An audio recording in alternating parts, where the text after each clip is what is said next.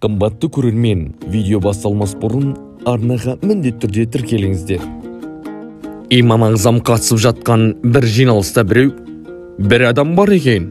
Жәннатты қаламайды, жәһәннәмнен қорықпайды, өліктің етін жейді, рүкүксіз, сәждесіз намаз қылады. Көрмеген нәрсесіне куәлік етеді, фитнәні жақсы көреді, хақты қаламайды. Бұл адам кәпір ме, әлде мүмін ба деп сұрақ қойды. Жиналыста отырғандардың бәрі бір ауыздан бұлар кәпірдің сипаттары, мұндай адам кәпірдің дәл өзі деп айтты. Имам Ағзам үндемеді. Адамдар, я имам, сіз не дейсіз деп сұрады.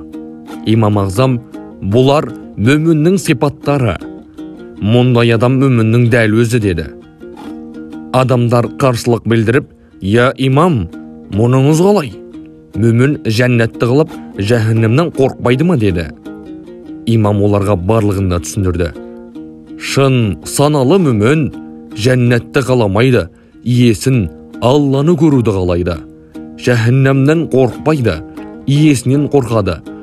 Өлі ет дегені балықтың еті, көрмеген нәрсесіне куәлік етеді, өйткені Алланы көрмейді, бірақ та шын сенеді. Рүкүксіз, сәждесіз қылған намазы жаназа намазы. Фитнәні жақсы көреді, өйткені ондағы мақсат мал мен балашаға.